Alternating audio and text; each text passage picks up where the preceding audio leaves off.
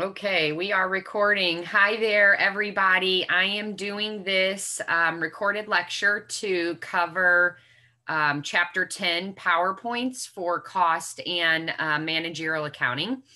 And so, what we're getting into in Chapter 10 has to do with cost, volume, profit analysis, looking at the way cost and profit levels change with different volumes of activity. Differential analysis, including differential revenue, differential cost, special order, make or buy calculations, things like that.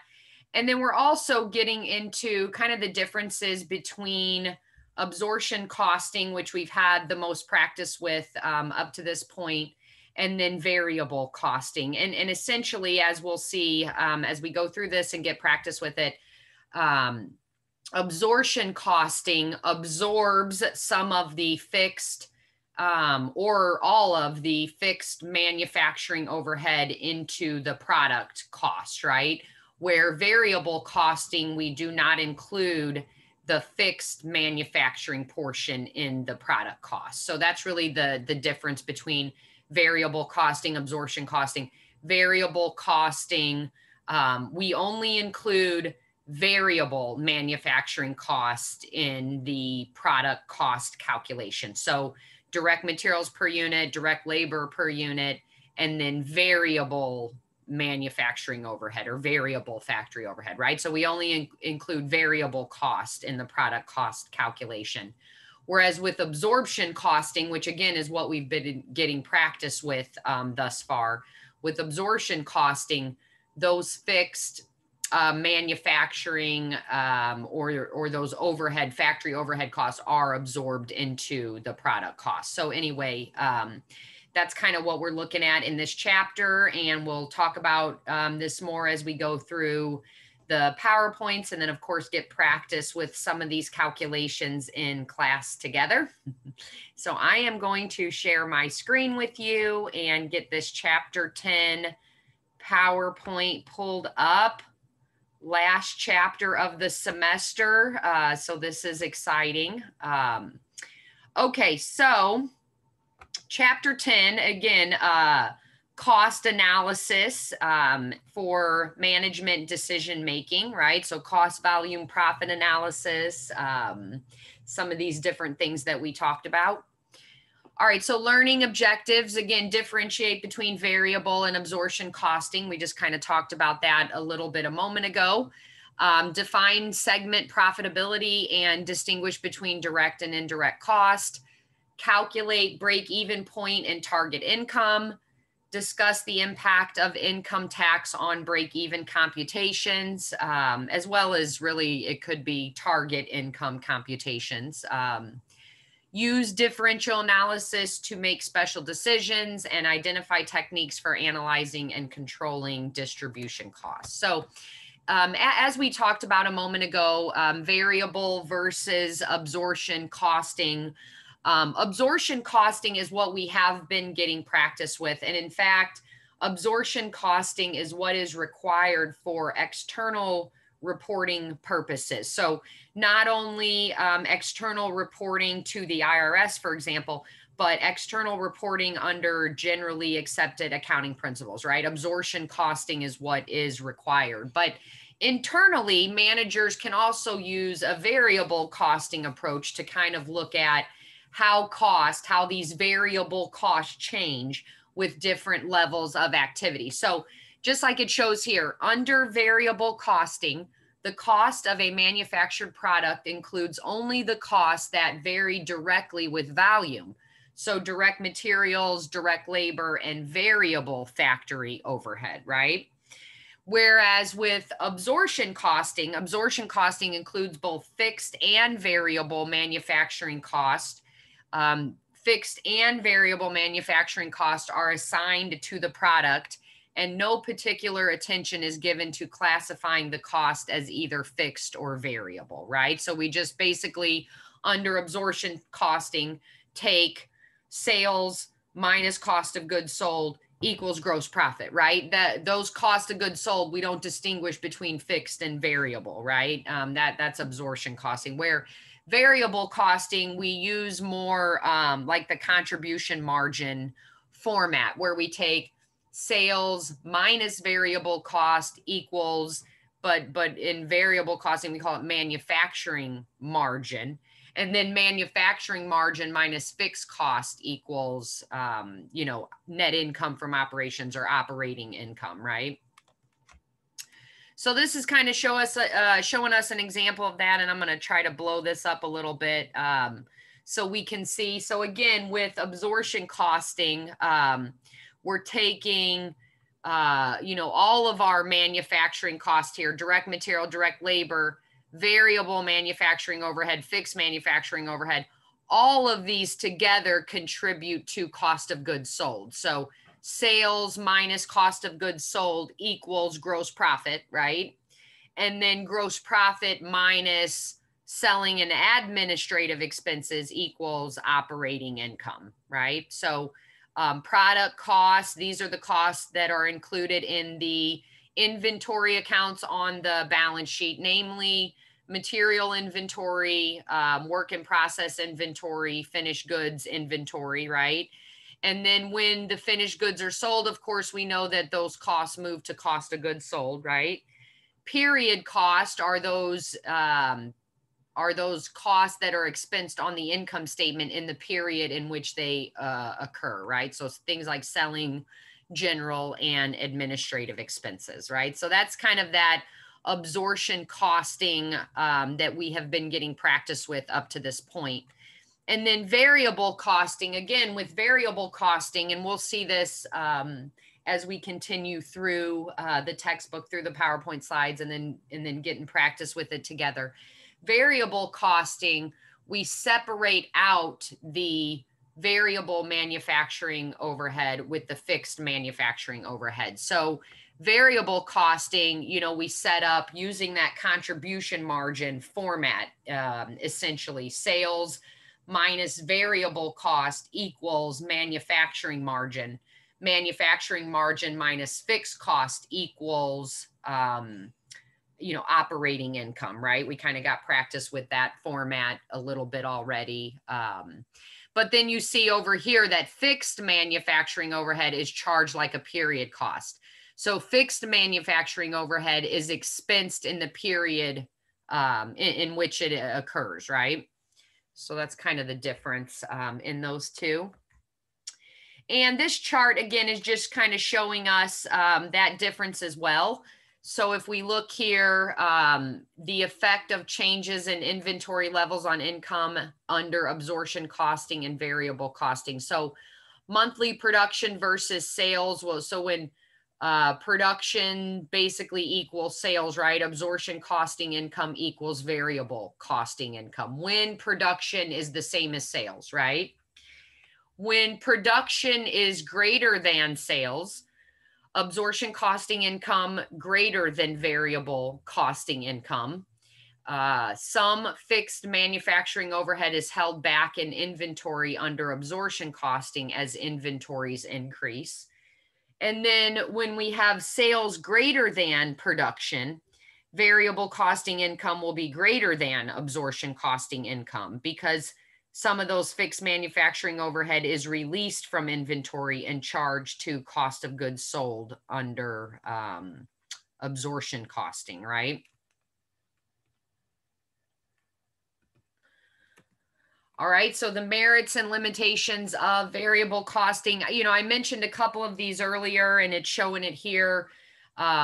We have to use absorption costing for external reporting purposes. So under the generally accepted accounting principles and external reporting as far as the IRS is concerned for computing taxable income, we have to use absorption costing. However, variable costing, just like it shows here, does help in management planning because it presents a clear picture of how changes in production volume affects costs and income. Because again, fixed costs remain the same at any level of activity. So with variable costing, we're separating out the the variable factory overhead and the fixed factory overhead. And we're not going to consider the fixed factory overhead cost when looking at variable cost and how production, how these costs change with different levels of production, essentially, right? Because the fixed portion of overhead will not change, right? So then we kind of take that out of the consideration of how our variable costs are going to change, right? Variable costing matches only the variable manufacturing cost with revenue. And then also variable costing is criticized again because no fixed factory overhead cost is included in work in process or finished goods inventories. All right, segment reporting. Now they show a good example of the segment reporting on page 533. You know, we're essentially with the segment reporting using basically the kind of contribution margin format, but we're expanding it a little bit to separate it into direct costs versus indirect costs. So again, they show us a good example of this on page 533. And essentially, instead of showing just the aggregate or the totals for the entire company, we're breaking it down into segments, right? So the example they show us on page 533, we've got, you know, for example, a paper division and a cosmetics division. And those two divisions added together equal our total company numbers, right? So we've got our aggregate numbers with the total company figures, the total company numbers, but then we're also breaking it down into those two different divisions. And if we add the numbers from the two divisions together, that equals our total, right? So, and then what you'll see looking at page 533 is that, so we're taking for each division and for the total, sales minus variable cost, that equals contribution margin. And then we're taking contribution margin minus direct fixed cost. Again, direct costs are costs that are traceable to a particular division or to a particular cost category or particular cost object. So, you know, if we think about labor cost for the paper division, again, those are directly traceable to the paper division, or material costs for the cosmetic division. Those are directly traceable to the cosmetic division, right? So there's some of those costs that we can trace directly to that division. And then some of the costs are indirect cost of that department or that division. So these are more like company-wide type cost. And so that's what it's doing. It's taking contribution margin, and then it's subtracting direct cost of each division. And then that gets us to a segment margin, right? And then we take the segment margin, overall company segment margin, minus any of those indirect costs that are kind of those company-wide costs, not directly traceable to the paper division or the cosmetic division, but to the whole company. And so probably a really good example, and some of these it shows us in the book are, you know, for example, indirect selling cost or indirect administrative costs, things like that. But you know, one good example of this would be like utility costs. So, you know, again, if we have a paper division and we have a cosmetics division, and both of those two together make up our whole company, well, our utility cost serves the whole company. So that's an indirect cost of the paper division. That's an indirect cost of the cosmetic division, right? And remember how we deal with those is that we allocate indirect cost to the different divisions or the different subunits of the organization. But anyway, there's a good example of that on page 533 in your textbook. All right, so cost, volume, profit analysis, you know, again, cost, volume, profit analysis basically is just looking at the relationship of cost with different volumes of activity and then how our profit is impacted, right? So a couple things that we can do when looking at cost, value, profit analysis. And in fact, and I may have mentioned this when we did these calculations together, but the high-low method that we got practice with before, the high-low method is in fact a type of cost, volume, profit analysis, right? And then a couple other ways that we look at cost, volume, profit analysis in this book, or this chapter rather, is by looking at the break-even analysis. This is our break-even in units and sales dollars. The target income analysis, which is our target income in units and sales dollars. And then also margin of safety analysis. So looking at margin of safety is the difference between, you know, our budgeted sales dollars and our break-even sales dollars, basically, right? And so we're going to look at examples of calculating these different things as we're going through and kind of some of the different issues that we have to deal with. But basically, we have to start by calculating contribution margin per unit.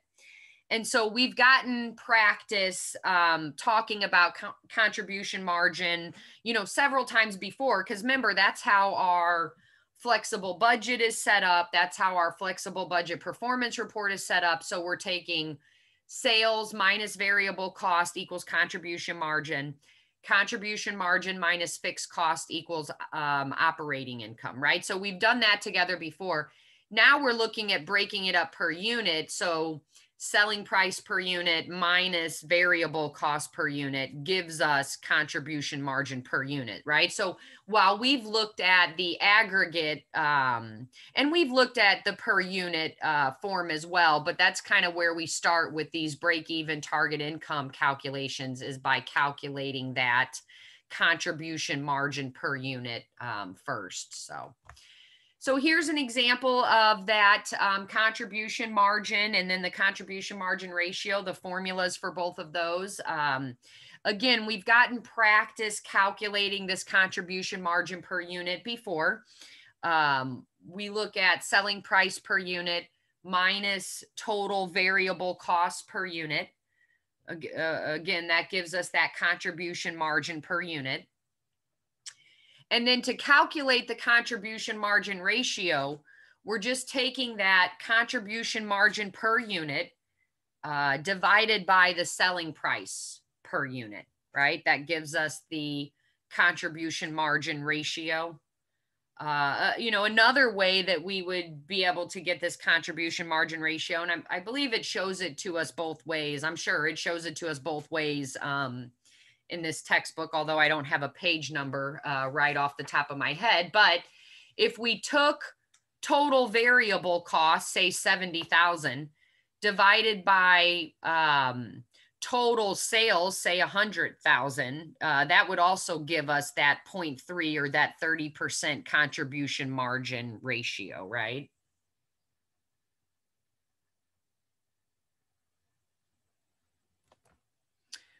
All right, so the break-even point, you know, again, just like it sounds, when we're just breaking even, there is nothing left over to earn a profit, right? So break-even point is the point at which sales equal our total cost, right?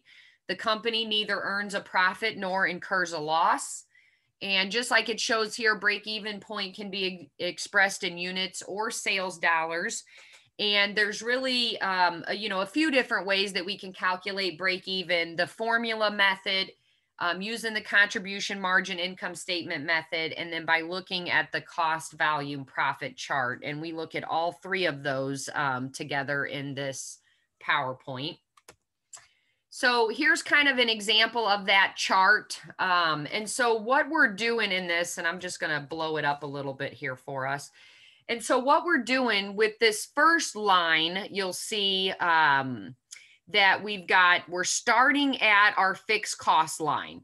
So we're starting at what our minimum costs are, our fixed costs. Those are our minimum costs.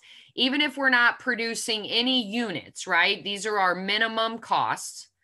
And then we follow that up to what our total costs were.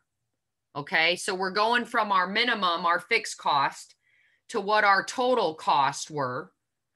And of course, we know the difference between our total cost and our fixed cost is the variable cost portion. And then we're taking the line from the, if we're producing 0 sales, 0 units, right? So if we're producing 0 sales, 0 units, all the way up to the $100,000 in sales that we had. And where those two lines intercept is our break-even point. In this case, 50,000 units, $50,000. So we need to sell 50,000 units, or excuse me, 5,000 units, $50,000. So we need to sell at least 50,000 units just to break even, right? We need to sell 5,000 units. I keep saying the wrong number. We need to sell 5,000 units to break even. And again, we can put this in sales dollars as well, because if we take our 5,000 units times the selling price per unit, that gives us sales dollars. We can also use the contribution margin ratio to calculate this also. So there's a couple different ways to calculate it, right? Like more than one way to eat an Oreo type deal. Yeah. Okay, let me not. Okay. Break-even point in units and sales dollars. Again, you see those formulas here. Fixed cost divided by contribution margin per unit gives us our break-even point in units. And again, if we take that 800 units that we need to sell to break even times the selling price per unit, that's going to give us sales dollars to break even, right? But we can also calculate this just as it's showing here using that contribution margin ratio. And so we're taking fixed cost divided by contribution margin ratio. And that shows us that represents 80,000 of sales dollars to break even. All right, so here's the contribution. And so this was the formula method, right? And now here we see the contribution margin income statement. And we've gotten practice with this before, because this is the same setup that we use for the flexible budget and then the flexible budget performance report. So we've seen this before. So this is like the traditional income statement setup. Sales minus cost of sales equals gross profit minus selling and administrative expense equals income, pre-tax income, right? But with the contribution margin statement format, we're dividing up the variable and the fixed cost. So we're taking sales minus variable cost, that equals our contribution margin. And then contribution margin minus fixed cost equals our income from operations, or operating income pre-tax, right? And so here it shows us some numbers plugged in. Again, contribution margin income statement at break even. So because we're preparing this at the break even level, you'll notice that pre-tax income is 0. And again, at this break even level where we have 0 income from operation, of course, we wouldn't be paying any taxes on 0 income, right? All right. So if we had sales of 80,000, variable cost of 56,000, that gives us a contribution margin of 24,000. But if fixed costs are also 24,000, again, there's 0 left over for income, right? We're just breaking even. Okay, so computing sales for a target income. Now, this formula is showing us that, okay, the only difference between this formula and our break-even formula is that we're adding target income to the numerator, right? We're adding target income to the numerator. However, as we're going to see here, I don't know, it might be the next slide or the following slide, kind of a flaw of this type of setup of this formula is that it doesn't consider, when we have a target income, we have to also think about the income tax that would go along with that target income. So we'll see that, I think, on the next slide, or maybe 2 slides or something. But, essentially we're adding target income to the numerator. So remember, we needed to sell 800 units to break even. this is showing 1,200 units to earn that target income. Again, a vulnerability, I guess you could say, or a flaw with this type of calculation is that we're not considering what it would be if we added in taxes to that too, right? This is considering a pre-tax target income. Sometimes we might want after tax, target income, right? So that's kind of another thing we're gonna look at. So again, we can put it in units to earn target income. We can put it in sales dollars to earn target income, just like we saw with the break even. Margin of safety, I mentioned this a moment ago. Margin of safety is the difference between target income and break even. Basically, target income is what we have budgeted that we want to earn, right? Our target income, both in sales and then overall income. So the margin of safety is the difference between break even sales and budgeted sales, or break even sales and targeted sales, right? That's our margin of safety. And so that's what it's showing here. The margin of safety indicates the amount that sales can decrease before the company will reach break even. It may be expressed in unit or dollar sales, just like we did with break even, just like we did with target income. We can do the same thing with margin of safety, right? And then as mentioned, a couple slides ago when we were looking at that target income calculation, is that, when we're thinking about that target income calculation, we have to consider what our tax rate is. And so it shows us an example of this. Oh, where's it at? I should have put myself a note with the page number so I could have. It shows us this on page 540. So basically what we have to do is, the pre-tax income that we say, if we put that pre-tax income in our target income formula, that pre-tax income, we want that to be the after-tax income divided by 1 minus the tax rate. So it's showing us an example of this on page 540 of your textbook. And so again, we're just considering that, the reality is that we have an amount of taxes that we have to pay. Now this doesn't have to be considered necessarily for the break-even point, because remember, at the break-even point, there's zero income from operations. So, in fact, we wouldn't have any taxes that we would owe on zero income, right? But when we're thinking about the target income or target profit calculations is another way that this is called, or another word for this or term for this. But we have to consider that there are in fact some taxes that will be required to pay, whether that's 25% tax rate or 30% tax rate or whatever the case may be. We have to take that calculation into consideration. All right, differential analysis. Basically with differential analysis, just like it shows here, differential analysis is the study of the significant cost and revenue data alternatives.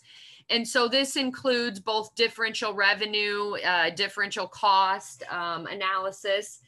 And so they talk about this on page 546 of your textbook. And so when we think about the differential revenue, the difference in revenue between two alternatives, that's our differential revenue.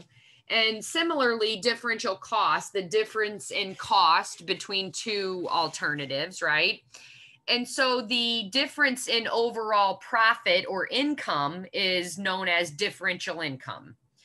And just like it shows here, in some cases, we have to think about the avoidable cost or the cost that can be avoided with two alternative decisions. And then we also have to think about contribution pricing, which means that,